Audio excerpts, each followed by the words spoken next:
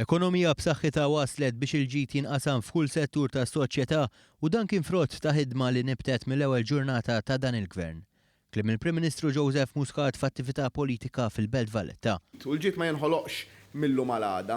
Hija żerriegħa illi titfa' fart, trid tara li l-art tkun għammiela, trid tara li jkun hemm l-ilma illi jisaqqi dik l-art, trid tieħu ħsieba dik il-pjanta biex imbagħad issir siġra, is-siġra tikber, u mbagħad trid tiżbora, u mbagħad trid tagħmel il-frott, u mbagħad il-frott trid tara li tqasmu u tqasmu bejn kulħadd. U dak li għamilna matul dawn is-sentejn.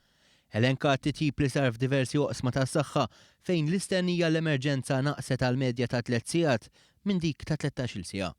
Fost oħra jitkellem dwar it-trattament lil nies li jbatu bil-puplesija u servizz ġdid li qed isalva l-ħajjiet. Issa daħħalna servizz fil-Mater Dei fejn jekk tilħaq fil-ħin tkun tista' dik il-puplesija tirriversja u ma jkollokx għalfejn tgħaddi minn dik it-trauma. Diġà ġew salvati 7 min-nies permezz ta' din it-teknoloġija.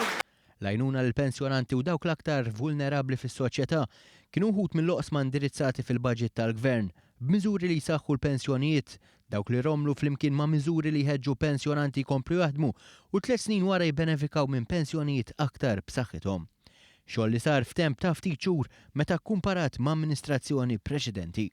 U dan kollu ħbib tiegħi, dan kollu li għamilna f'dan il-budget wieħed li hu wieħed għall-anzjani u l-pensjonanti huwa aktar u ngħidha buċċi minn quddiem huwa aktar minn dak li għamel ħaddieħor f'20 sena sħaħ.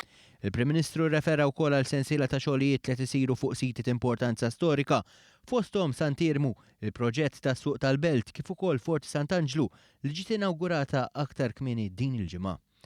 Temm jgħid li jekk għal Simon Busuttil dawn il-miżuri u l-inizjattivi kollha tal-Gvern huma bluff għall-Prim Ministru dan kollu huwa sustanza reali li l-familji qed jaraw mill-Gvern.